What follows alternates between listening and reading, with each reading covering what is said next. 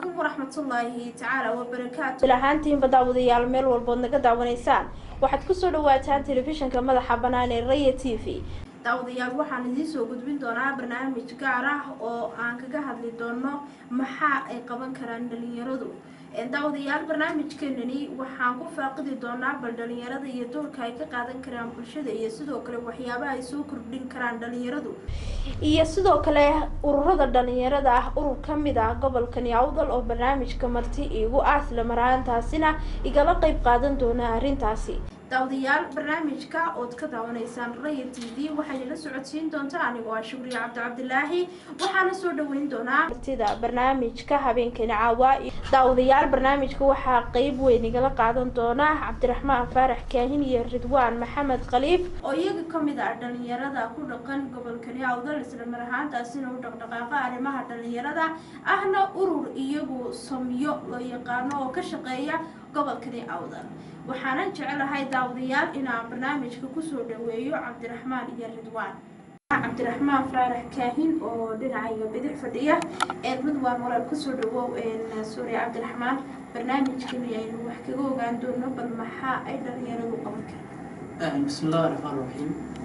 Assalaamu calaykum warahmatullaahi ta'ala wabarakaatuh. markoobaad ilaahay baa mahad iskale. mar labaadna waxaan maaganayaa TV madax bannaan Raya TV iyo walaal Shukri Cabdilaahi oo runtii barnaamijkan maanta waqti ugu nahay waan doonay walaal bad u mahadsan tahay walaalo aad baan kuugu soo dhaweynayaa barnaamijka. Ridwaan Maxamed Khaliif oo dhankayga midig fadhiya ayaan barnaamijka ku soo dhaweyn doonaa si uu kelmadiisa uga yiraahdo ugu horeynta. Ridwaan oo isagu afayeenka ururka Soomiyo ee ka shaqeeya gobolka Awdal Cabdiraxmaan oo waxa mas'uuliyiinta ururka Ridwaan waa ku soo dhawow barnaamijka. aad ma saxay Shukri Cabdilaahi fiican inuu soo dhaweysay barnaamijka. waxaan mahadcelinayaa markoobaad Ilaahay subxaanahu wa tacaala inuu sugay inaan nabada ku qabsano waraysi nuuciisa yahay inuu wax ka ogaano arrimaha bulshada khaasatan dhalinyarada. waxaan kaloo mahadcelinayaa dhammaan baxda Raya TV oo ugu horeeya walaalkay Axmed Bagees iyo Jamaal iyo Shukri Cabdilaahi barnaamijka daadiinaysa aad baan isoo dhaweynaya aad baan mahadsantahay walaal Shukri. aad baad u mahadsan tahay Ridwaanow kolley marka u horeysa maadaama oo tahay afayeenka ururka Soomiyo isagu ka shaqeeya gobolka Awdal waxaan jecelahay bal ugu horeyntii inaad waxoogaa aad faahfaahin gaaban naga siisid ururka iyo waxyaabaha uu qabtay iyo sidoo kale waxyaabahii idin qorsheysan iyo bal ururkiina soo u shaqeeyay intaynaan u guda gelin arrimaha dhalinyarada ee aynu barnaamijka ku faaqidi doono. aad mar labaad u mahadsantahay walaal Shukri. kolley in ururka magaciisa waxaa la yiraahdaa Soomiyo Wildlife Motivation Youth Organization micnahaan Soomaali marka lagu qeexana ururka dhiirigelinta dhalinyarada Jamhuuriyadda Somaliland. runtii ururka Soomiyo waxaa la aasaasay 10 bishii Sagaalaad 2015 wuxuu hadda jiraa 3 sano. 3 sano wuxuu ku shaqeeyaa si volunteer ururku dhamaantii ciidaha gacan saar la leeyahay ama ku xiran oo laamaha dawladda oo kalaas oo caawisa barnaamijyada oo qabanaya aad bay u yar tahay. waqtiga waxa lagu aasaasay bareefad kamid ah bareefadada magaalada Boorama oo la yiraahdo Al-Hayaat College. waqtiga waxa lagu soo aasaasay tiradada oo kooban 3 hablood iyo 7 wiil laakiin walow hadda uu marayo ururka halkii ugu badnayd oo ah tiro 20 qof 13 wiil iyo 7 gabdhood baa hadda maraya alxamdulillah. waqti dhow 3 sano jirsaday oo noo dalbaday sanad guuradii ururka saddexaad ururweynaha Soomiyo. sidaas ogtahay ururku wuxuu ku shaqeeyaa volunteer ama isagoo isxilqaamida uu shaqeeyo barnaamijyo badan oo u qabsoomay baa jira oo ka dhex qabtay bulshada dhexdeeda khaasatan u badan gobolka Awdal. ururku wuxuu ka jiraa marka la eego Somaliland wuxuu ka sharciyeysan yahay gobolka Awdal laakiin xiriir dhow wuxuu leeyahay ururada rayidka ee ka jira gobolka Awdal gaar ahaan magaalada Boorama. wuxuu kaloo xiriir la leeyahay ama qayb kale ku leeyahay magaalada caasimadda ee Hargeysa ama gobolka Maroodi Jeex oo wada shaqeyn dheeraad ka dhaxayso. hadda aan ku sii soconay inaan ka sii sameeyno barnaamijyo kale ama laamo kale geeyga Somaliland sidaas u soconay ilaa Berbera ilaa Burco saan sii gudbi doono laakiin waa noo qabsoomeen hadda inaan ku guuleysano inaan barnaamij kale ka dhisno magaalada Hargeysa. kolley ururka barnaamijyada uu qabsoomay waxaa kamid ah barnaamij loogu talagalay miskiin kalgaal oo ku caawinaynay bishii barakeysneed ee Ramadaan bulshada inuu la dhexnool gaajada iyo baahiyaha xasaasiga oo qof kasta Ilaahay dabiqi kara baahidiisa laakiin aan isku dayno bal inaan wuxuun aan dareensiino inay jiraan walaalo la dareemaya dhibaatada iyo diifta ay qabaan inaan u ururinay raashna qeydin si aan ugu qaybino waqtiga ay soo dhawaatay munaasabada ciidda barakeysan. hadda waqtigaas 30 qof ayaanu 30 qoys ayaanu u qiiminay raashinadaasi oo ku koobnaa intii aan ka shaqeynayay bishii Ramadaan ee taagteeda aan gaarsiin karin waxaa kaloo qabtay barnaamij la yiraahdo Boorama Bilicsan oo wadada halbowlaha ee Boorama dhex marta aan u sameynay labada haad dhexdooda inay qeyr cadaan oo baabuurta ay kala eegtaan labadooda haad ay ku kala duwan yihiin waxaan nagala qayb qaadanay taliyaha taraafikada Axmed Daahir oo aad ugu mahad celinay runtii oo isagu waqtiga dambe habeenkii noo sheegay gaarna siinay in la ilaaliyo amniga la sugo isoo ka shaqeynay barnaamij kale oo saddexaad oo soo jira dhalinyarada ayaan u qabanay barnaamijyo ku si ay dhalinyartu bal wuxuun ay uga habsaamaan ama uga soo jeestaan ayna u dareemaan dal jacaylka dhexdooda ka jirta bulshada dhexdeeda si aan uga hortagno horumarka waxa qasaarinaya oo ka koob ka tahay muqaadaraadka tahriibayaasha iyo wixii kale la halmaala oo qofka bini'aadamka hoos u dhigay barnaamijyada kuubka oo dhalinyarta ugu talagalay oo ku qabanay 30 kooxood garoonka Saki Stadium si ay uga soo qayb qaataan dhalinyarada ku nool ama nagula nool gobolka Awdal gaar ahaan magaalada Boorama runtii waxay ahayd barnaamij aad u taan ula dhacnay ama dhalinyaro badan ay nagu taageereen oo ku helay isku soo dhawaasho isbarasho dhinac kasta ba ahaatay waxaanu sameynay wacyigelin ballaaran oo u sameynay dhalinyarta gobolka ku nool ee ku sii jeeda muqaadaraadka kuwaas oo u sheegaynay inay wadankan iyagu iska leeyihiin naftoodana ay ama iyagu haleyn karaan ama ay haligi karaan laakiin ayna muhiim ahayn in qofku Yurub aado si uu arsaaq u doonto oo aamino arsaaqda Ilaahay ugu talagalay oo taala halka uu ku nool yahay ama halka taala isagoo Ilaahay geen karo laakiin uu aamino inuu dalkiisa hooyo joogo magaalo caafimaad qabtana uu joogo barnaamijyadaas oo in badan kaga hadlaynay waxbarashada iskuulada booqanaynay si aan dhalinyarta uga faa'iideyno si ayagana ay u sii faa'iideeyaan dadka kale ee waxa ku sii jeeda barnaamij kale oo Rays Hotel aan ku qabanay waxa isna aan kaga hadlaynay qabyaaladda oo ka soo qayb galeen madaxda gobolka Awdal xuqaasha iyo salaadiinta in badan oo iyagu doonayay inay wax u sheegaan dhalinyarada halka hangeynay anagu ficilkayga awoodii Soomaaliya ahaan u abaaray inay Rays ka qayb qaataan barnaamijkaas dhacay barnaamijkaasi oo ku guuleysanay runtii isaguna wuxuu ka mid ahaa barnaamijyada weynaha Soomaaliya u qabsoomay kulay in shukri kuma soo koobi karo wax qabadada ururka Soomaaliya oo ka geystay gobolka iyo magaalo ahaanba inaan waqti badan qaato mooyaane waqti kooban kuma soo koobi karo laakiin waxaan ku taaban inta ugu muhiimsan aan soo oran karna caawo wuxuun baad ka sheegi kartaan ama waxa weeyaan aad xaqiijin kartaan oo taaban kartaan barnaamij kale waxa jira isagana dhir beerisa oo ku tageynay baadiyaha ama jaarasha magaalada Boorama iskuulada ka baxsan magaalada si aan ugu soo beernay dhir beeris aan u sameeyno si ay u hagaagaan intifaaca iyo wajahan quruxda iskuuladaasi oo iyagu dhamaantood xagga dhirta qabiya ka aha marka saas aan u shaqeynaa hamiyo badan iyo higsi fogna waan leenahay hadhow inaan isku insha Allah aan gaarno hadafyada aan leenahay kamid yihiin inaan noqono dad dalkooda u shaqeeyo dadkoodana u shaqeeyo diintoodana u shaqeeyo aad baa maasantahay daawadayaal waxaan filayaa inaad wax badan ka fahanteen ururka Soomiyo waxyaabaha uu qabtay iyo waxyaabaha uu soo qabtay iyo waliba hiigsigooga aad buu mahadsan yahay Ridwaan oo isagu noo faaqiday guud ahaanba ururka iyo waxqabadkiisa kulay dhalinyaradu waxa weeyaan jeelkii sanadkani waana dhalinyaro fikirtay halkii ay ka tahriibi lahaayeen ama ay wax kale ku mashquulay in ay qurux badneeyaan gobolkooga iyo geygooga Somaliland waana wax lagu faano lagu farxo la soo dhaweeyo waana dhalinyaro kulay toole isku xilqaamay inay dhiirigeliyaan bulshada inay bulshada tusaan dhul qurux badan inay u sheegaan dhalinyarada dhulka ay ku sii yaacayaan inay rag dhisteen ragga agtayda fadhiyay qaar kale oo gobolka joogna ay ka mid yihiin ragga dhisaya gobolka isla marhaantaasina bilicdiisa ka shaqeynaya waa wax la soo dhaweeyo oo lagu farxo aad baanan markasta u bogaadinaynaa dhammaanba dhalinyarada is xilqaantay bal Cabdiraxmaan oo dhankayga bidix fadhiya ayaan oran doonaa Cabdiraxmaan oo maadaama aad ka mid tahay dhalinyarada iyagu ururada ah isla marhaantaasina ka shaqeeya arrimaha dhiirigelinta inay dhalinyarada iyo bulshada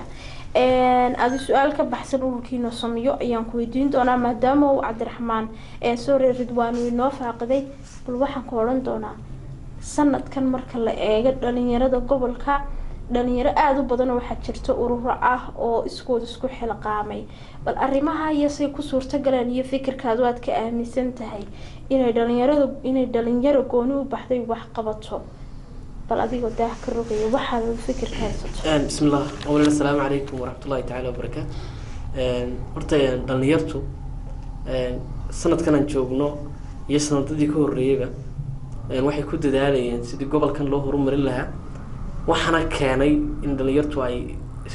sida maanta u shaqeeyaan waxyaabaha keenay waxaa kamid ah kow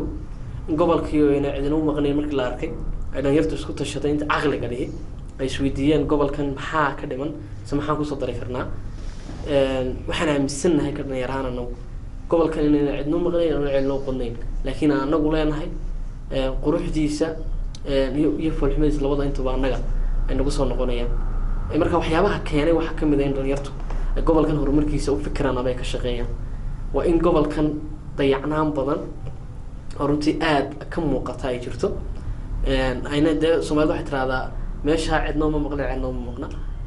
dee waxa weeyaan horta gobolkani waa gobol xadaarad ilbaxnimo dee mar inta la sheega lahaa laakiin beryahan dambe waxaan moodaa in ay si yar gabaabsi noqonaysa taasaana yaa kalibtay in dhalinyartu ay kooxa intay u baxaan ama ururada rayidka ay bataan horumarka gobolka laga shaqeeyo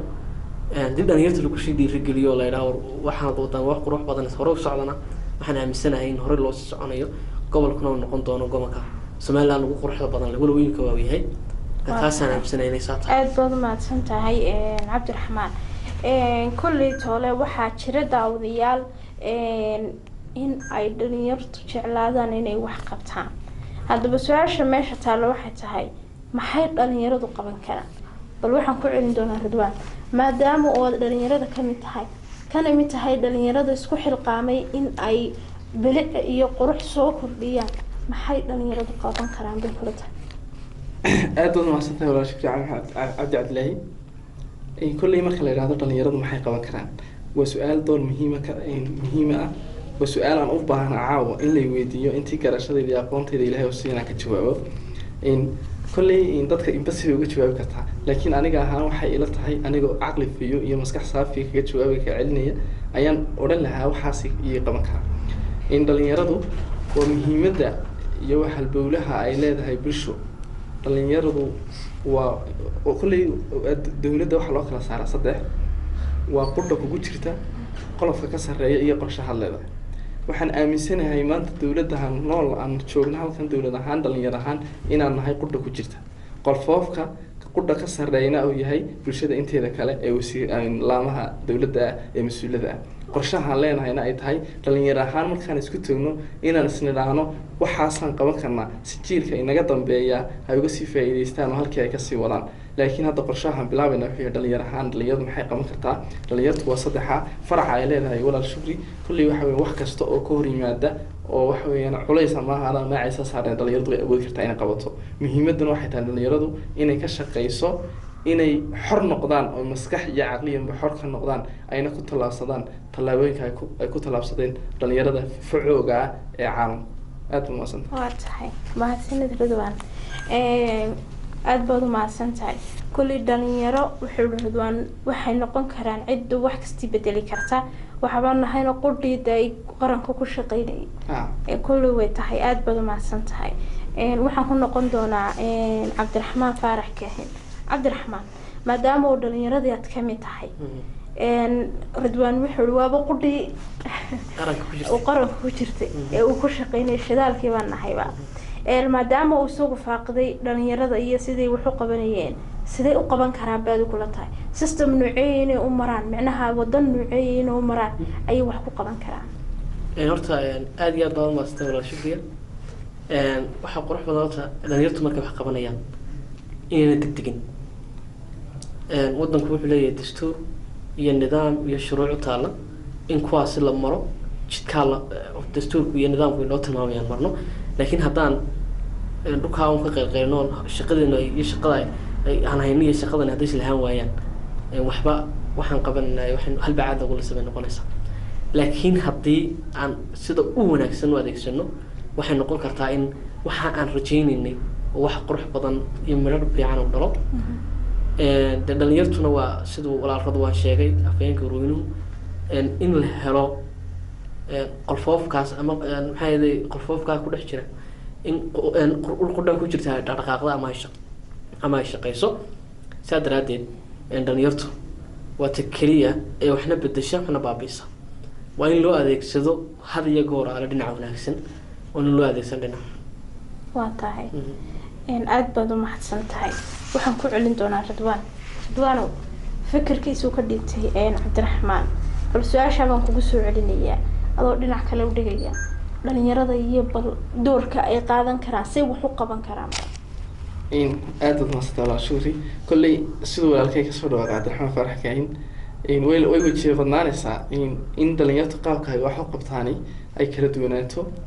oo waxa weeyaan waxaa laga yaabaa inay dhalinyartu isku wada fikir noqon weydo aniga iyo cabdiraxmaan haddaan isku fikir noqon weyno waxaa laga yaabaa inaanu kala tagno aan raadsadaan dad ay la fikiraysa anaan raadsada dad la fikira muhiimadda ay wax u qaban karaan waxaan aaminsanahay dadku waa labo waa qof caqligiisa ku shaqeeya oo garasho leh iyo qof garaacasho leh runtii marka aan kuleeyahay garaacasho oo qofka dhalinyaradu waa kuwa wax dirsiga ku fiican ama kuwa iyagoo caqliyan ama garasho ku fiican waxaan aaminsanahay haddii inta garashada ku fiican ee wax inay garataan oo iyagu dib ay u fikiraan caqliyan oo wax soo saaraan si ay wax u hagaajiyaan isku raacaan mowqif kuna kala tegay inay hormoodka dalkan yihiin iyo dowladda kastaba ay kuwaas isku raacaan kuwa kale waxa weeyaan garaacashada lana ay iyagu isku dhex qariyaan si ay hadhow fikirkooga softwareka iyagu ay haystaan ugu shubaan ay meel ka wada duulaan si wada dhaqaaqaan sidaasay markaa qayb aad baad mahadsantahay aad baad mahadsantahay waayo waxaan rabay inaan fikirka cabdiraxmaan oo fikirkaaga lagu daray ay dadku ka faa'iidaystaan dhalinyaradayna daawanaysa aad baad mahadsantihiin daawadayaal weli waxaynu bartan kaga jirnaa barnaamijkeena gaarka ah eenu ku faaqidayno bal dhalinyarada iyo maxay qaban karaan aad buu mahadsan yihiin cabdiraxmaan iyo ridwaan oo igala qayb qaadanaya barnaamijka su-aasha xigta een rabo inaynu weydiiyo waxay tahay wax badanna kolley waad ka taabatay يعني waxaan kusoo noqonaya ridwaano balde waxaynu dhalinyaradu waa qudhiya bulshada waa halkaasaynu ka miisnay haddaba maadaama ay dhalinyaro wax bedeli karto sidee u bedeli kartaa maantana meesha bal qaab sidee u su-aashii karo isku mid maaha sidee u bedeli karaa baa meesha taaba in aad wada mahadsantahay walaal shukri waa su-aal macquul ah caqliyan marka la yidhaahdana runtii in aad ii farxad gelinaysa ayana jecelahay inaan bulshada inteeda kale ina daawanaysa halkan uga jawaabo sida aniga ila tahay kolley qof kasta wuxuu leeyahay mas-uul ama qof u idman inuu horumariyo naf ahaantiisa iyo nolol ahaantiisaba saa wada ogsoontahay waalid baa ina soo koriyey waalidka waxaa la mid a dadka qarankeenan ama dowladeen hogaaminaya haddii ay ku lifaaqan yihiin dad qabiil oo yihiin dad qabiil iyagu waxaa laga yaabaa inay dhalinyartu ay wadda ay u marta haweyda inay xukunto waddankan ama ay heerka gaadho laakiin waxa weeyaan haddii qofkan loo ogol yahay inuu isagu noqdo qof bulshada soo dhexgali kara dawna la siiyo haddii maanta adigaaga shukriya adiga tiraado waddada tegaysa halka ay tilmaan oo wadada ahayn kuu tilmaan waxaa laga yaabaa inaad halowdo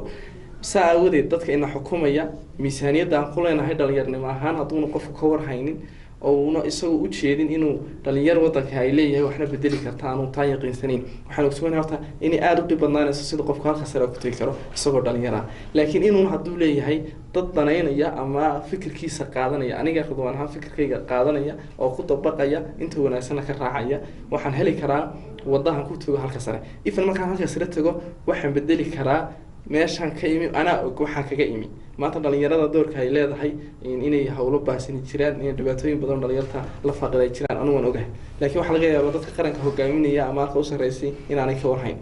marka taa aniga anoo ogsoon waxaa laga yaabaa berri haddii aan tago chance u helo halkaa ay joogaan maanta dadka mas-uuladii aan joogo inaan dib isku weydiiyo su-aashii ahayd horta dhalinyaradii qaranka halkay ku sugnay halkeed kaga timi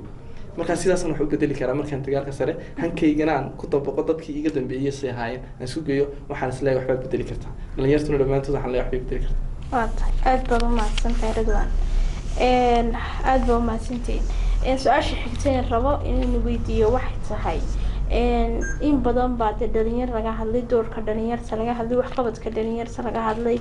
waayo dhalinyaradu ma aha baab lasoo koobi karo waa xuduntii bulshada iyo cid kasta su-aasha xigteen rabo inaan dhinacan iyo cabdiraxmaan baan u kici doona cabdiraxmaanow su-aasha xigteen ku weydiin doono de waxaynu soo faaqidnay sidee loo qaban karaa maxay bedeli karaan haddaba waxqabadka ay qabtaan dhalinyaradu halkuu gaari karaa baad is leedahay bismi illaahi raxmaan raxiim horta niyo dhalinyartu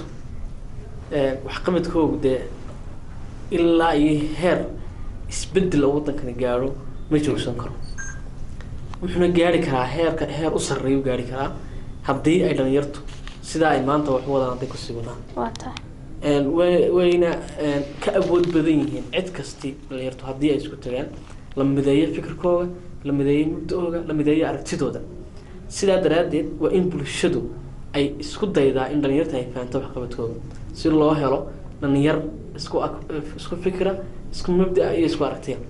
marka taa aynu helo waxaynu heli karnaa kow dhalinyaro caafimaad qabta dhalinyaro cudud leh dhalinyaro taageero leh dhalinyaro wax badan horumar waddanka gaarsiin karta haddaanu nidhaahno dhalinyartu halkey wax gaarsiin karta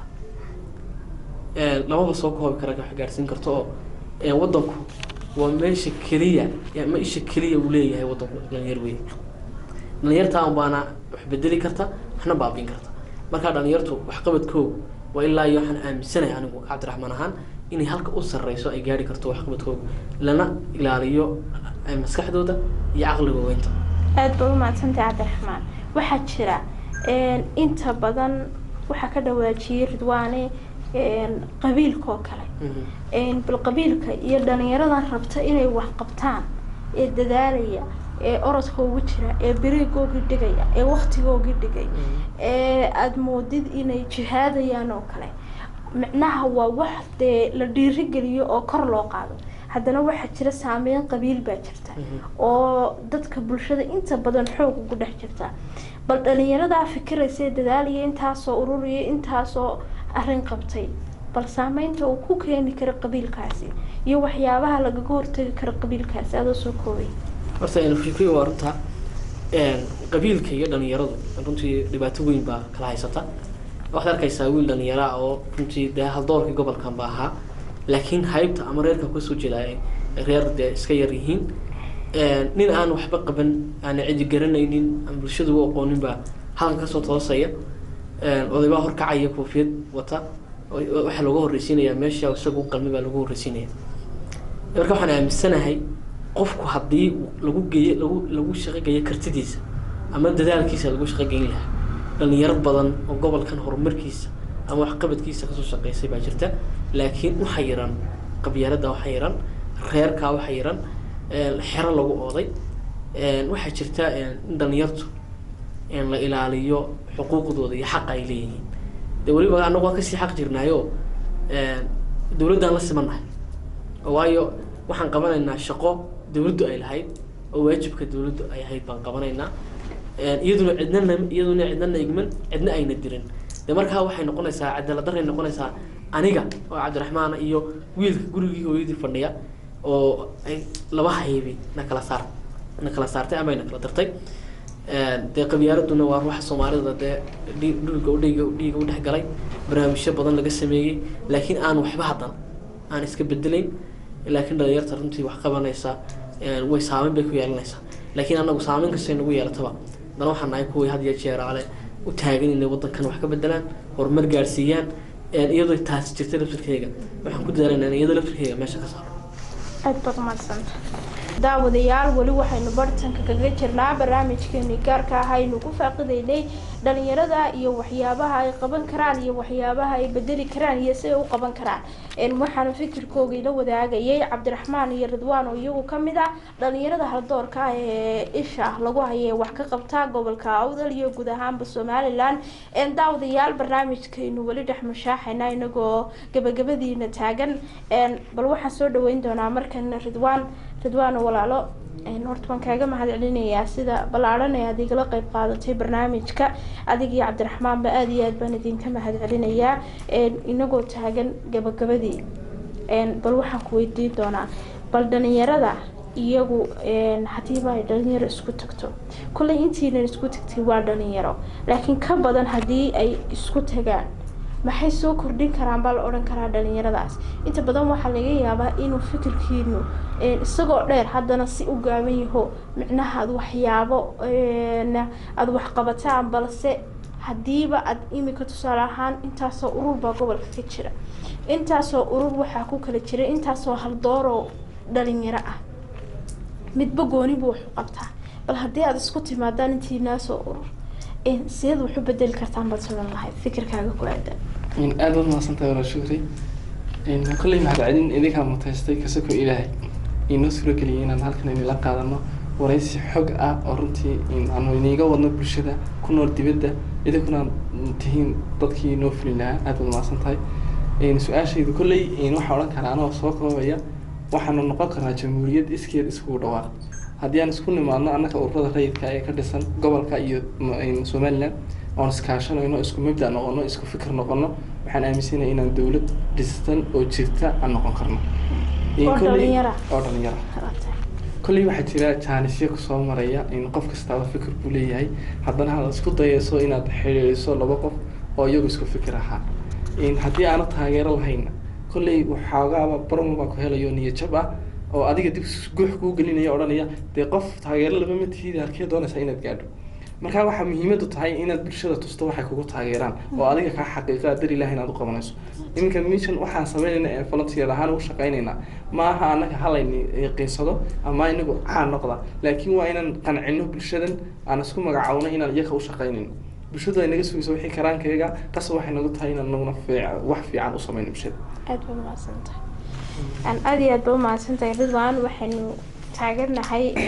gabagabadii barnaamijkeenani gaarka aynu ku faaqideynay arrintani dhalinyarada ku saabsan maadaama oo dhalinyaradu ay yihiin daawadayaal tiirkii bulshada aragtidii bulshada indhihii bulshada lugihii bulshada dhagihii bulshada haddii aysan dhalinyaro jirinna aanay waxbaba suurtagaleenbaba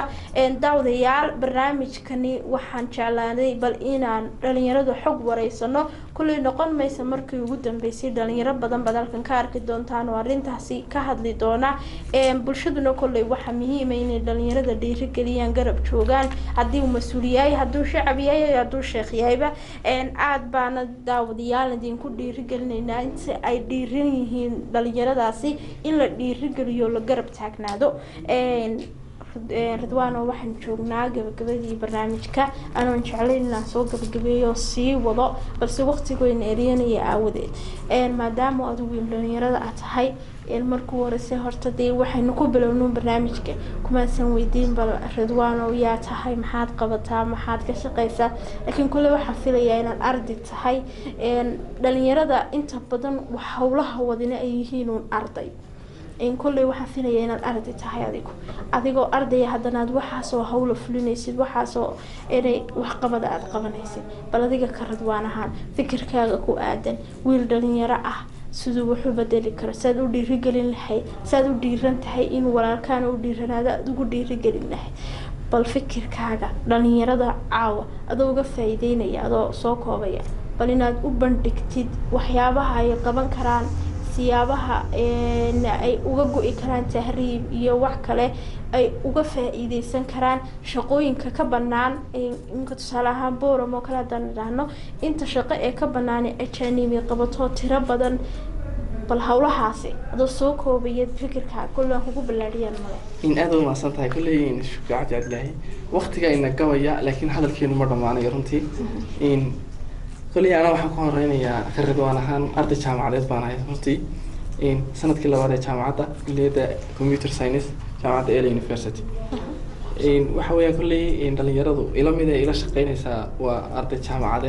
إن حتى واحد كنت جرتا إن سكندري ليفل أنا جاي إلى شقين أو مثلا فكر كان إنه يحوي حونا سن إن أنا أحين قف وكايري أما هو سكندري أما هو قصير سوى بريمري لكن كبريمري جاء ضانا يفكر كيس أو طول مية يوحف ما ضاين لا شقينه إن هذا runtii hadii aan ka horeeyo dhalinyaradu maxay qaban kartaa dhalinyaradu waxay qaban kartaa wax kasta oo u baahan in la qabto ayna ugu horeyso horumarinta bulsho u baahan hagitaan hormuud iyo higsi meel sare oo dhaba oo runa in systemka ay qaban kartaa waa iyadoo u marta iyadoo in rajaynayso waxa inay ku guuleysan doonto karti iyo awood u leh waxay qabanaysaa laakiin ay tahay muhiimadda koobaad kalsoonida in arday markuu qofku dhalinyaro yahay ee uu leeyahay kalsooni booran wuxuu anfici karaa intaas soo raayi wuxuu dabiqi karaa intaas soo hulo oo banaan oo dhaxan uga soo tabayso bulshada ku dhex nool yahay marka waxaan aaminsanahay dhalinyaro ahaan inay dhalinyartu wax kasto iyagu isku adkeenin aanay ku adkaanin wixii ay yiraahdaan waxaas wax adag ay halka ay dhignaa ay tahay wax bari sugaya barina ku sii adkaanaysan daba gaadhay muhiimaduna ay tahay in laga shaqeeyo waxa maanta jooga aanan laga walwalin waxa bari iman doona aanan laga tiirooyo wixii shalay tagay laakiin maanta ta joogta dhalinyaradu ay u talaabsan karto heerka sareeya marka waxaan aaminsanahay dhalinyaradu inay wax kasta iyadoo oo awoodeeda ay dabiqi karto ay qaab kasta oo noloshooda uga hor yimaado bulshada iyagoo dantooda ka horeysiinaya danta bulshada waayo waxay matalayaan ay indha iyo ubax gooniya u yihiin xidiga u soo kacay yihiin bulshada dhexdeeda ku nool yihiin marka walaal waxa weeyaan kulli dhalinyaradu waxay tabiqi karaan door kasta oo muhiim ah oo looga baahan yahay in la qabto degdegna loo qabto waxay u qaban karaan siyaabaha iyagoo u maraya kalsooni in iyagoo isdhiiranaya debigooda oo isku hambalyeynaya midba hawsha qabto oo aniga Ridwaan maanta Cabdiraxmaan haddii aan hambalyo ku raado maanta hawl fiican baad qabatay wax iska qaadaya dhiiranaan ama adiga isku diyaadiya hambalyeeyso marka waxaan aaminsan haddii la isku hambalyeeyo waxa la gaarayaa heerka u sarreeya ay leedahay han sare iyo himilo kobcsan oo kor u qaata wadankan iyo bulshada ku dhaxnool dhalinyaraha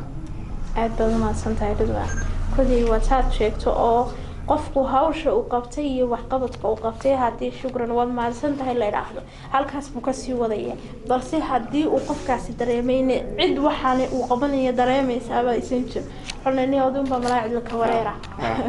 marka waxa muhiim ah kulli inuu qofka ay bulshada la isdhiiri galiyo oo la yiraahdo wallahi waxbaad qabatay halka ka sii wada aad baad mahadsantahay waxaan ku soo noqon doonaa Cabdiraxmaan gabagabadii baynu joognaa walaal bal fikirka aad dhalinyarada siinaysid ee ku aadan horumarinta iyo hawlaha ay ku jiraan dhalinyaradu fikirkaaga ku aadan adigoo ka dhibanay horta aad iyo aad baad mahadsantahay adiga iyo bahda Ray TV ba hadal la ka sokow aad iyo aad baan ugu mahadcelinaynaa soo sharafta leh runtii nagu soo dhaweysan xarunta dhalinyartu waxay u baahan tahay oo tusaaleyn hadal wanaagsan lagu yiraahdo oo la yiraahdo runtii wadankan inaga wax ka bedeli kara daanna ku dhalinyarada hadii jeer waan iska rab joognaayo wixii de talaya tusaale siin karo ma siin laakiin inta caawina daawanayso waxa leenahay wadankan inaga iskale inaga u dhalanay inaga la doonaya in wax ka bedelo inaga la doonaya hadii qabyaalad tahay hadii tahay muxuu ahaayay dhaqaale la'aan hadii tahay iyo hadii wax kale tahay inta been inagu bedelo marka dhalinyarta waxaan leeyahay intaan madaxeenu saan leeyahay inuu ku dadaalo horumarka dalkeena hooyo siiba khaasatan horumarka gobolka wadal runtii u baahan horumar aad in laga sameeyo sidaa iyo waxaan leeyahay wax qabad wanaagsan baan rajaynaya mahadsanid walaal aad baad umahadsantahay daawad waa tahay daawadayaal waxaanu soo gaarnay gabagabadii barnaamijkeena gaarka ah aynu ku faaqideynay maxay dhalinyaradu qaban karaan iyo waxyaabaha ay bedeli karaan dhalinyar badan oo waxa jirta ay daawanaysa oo aanan fahansanayn inuu wax qaban karo aaminsan inay wax kastiba aqabadi hortaalo balse aysan hor oolin isagu sawirkaasi istusay marka waxaan jecelnahay barnaamijyadan oo kale inaanu ku baraarujino isla mar ahaantaasina aan ku dhiiri gelino dhalinyarada iyo inay wax qaban karaan iyo dhalinyarada hareerahayga fadhida in ay iyagu isa soo xilqaameen ay guriga ka soo baxeen oo ay wax qabad soo aadeen balse uu qofna intuu gurigiisa ugu tagay oo dhan kaalayo waxaan iyo beer kaalayo waxaan ay qabo marka waxa loo baahan yahay inuu qof kasta oo dhalinyaro iski isku xilqaamo inuu isagu isiraahdo waxbaad qaban kartaa waxbaad bedeli kartaa way adduunyada waxa bedelo waa dhalinyar odayna maaha islaamna maaha daawadayaal marka waxaan aad iyo aad uga mahadcelinayaa barnaamijka oo heegan ugu jiray dhanka kamarada koowaad injineer Jamaal Cumar Tubic oo aad iyo aad ugu mahadcelinayo kamarada labaad wiiduubayay oo isagna aad ugu mahadcelinayaa Axmed Cawaale Cumar Axmed Bigees daawadayaal barnaamijka editinka iyo qurxinta iyo dhaldhalaalintu waa injineer Jamaal Cumar Tubic oo aad iyo aad ugu mahadcelinayo soo kale waxaanan ilaa weynin oo mahadcelinayaa oo barnaamijka si wada jir ay iga qayb qaadanayay Cabdiraxmaan Faarax Kaahin iyo Ridwaan Maxamed Khaliif waxaana si gaar ah ugu sii mahadcelinayaa ururka Somyo oo iyagu ay ka socdeen dhalinyaradani isla mar ahaantaasina ay la qayb qaadanayay barnaamijka ururka Somyo oo isagoo urur ka shaqeeya una dhaqdhaqaaqa dhinacyada bulshada ah wax qabadka bulshada haday noqoto dhirbeerista haday noqoto caawinta dadka masaakiinta ah iyo haday noqoto dhinac walba door walba ay ka qaadan karaan ururka Somyo aad baan ugu mahadcelinaynaa wax qabadka ay ka wadaan bulshada ma aha ururka Somyo kaliya urur kasta oo isku xilqaamay oo dhalinyaro ah hamoodina daawadayaal bal dhalinyaradani aad aragtaan markastii in ay lacag ama mashruuciyo ku soo qaadanayaan balse ay barigoodii dhigaan si ay bulshada ugu adeegaan waxaan rajaynayaa inaad dhiirigelin balaaran aad siin doontaan dhalinyarada aad baan ugu mahadcelinayaa dhammaan dhalinyarada ku dhaqan guud ahaan Soomaaliland iyo ahaan Soomaaliya ee jecel wax qabadka iyo horumarka barnaamijka waxayna la socodsiinaysay anigu waa Shukriya Cabdilaahi waxaan uga mahadcelinayaa Ibrahim Suxufi iyo dhammaan baas khiyaarta iyo dhammaan farsamayaqaaniinta Ray TV iyo injineer Bade oo isagu dhanka iyo baahinta ilaahay ka soo kooskeento sayna hawada ku kulano intaynu ku kulmi doono daawadayaal barnaamijkani mid lamid ah waxaan nagu dhaafi doonaa isma dhaafine daawadayaal assalaamu calaykum waraxmatullaahi tacaala wabarakaatu